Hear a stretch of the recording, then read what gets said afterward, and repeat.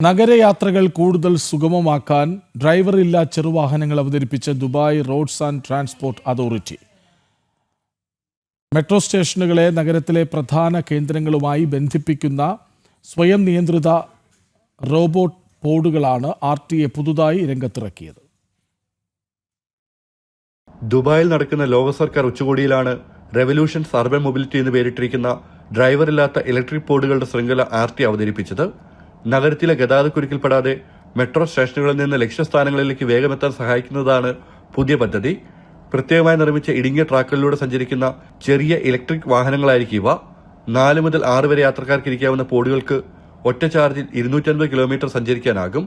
ഗതാഗതക്കുരുക്ക് ഒട്ടും ബാധിക്കാത്ത വിധം സജ്ജീകരിച്ചിരിക്കുന്ന ഈ പോഡുകൾക്ക് മണിക്കൂറിൽ 50 കിലോമീറ്റർ വേഗതയിൽ ഇരു ദിശകളിലുമായി 10,000-ലധികം യാത്രക്കാരെ വഹിക്കാൻ ശേഷിയുണ്ട്.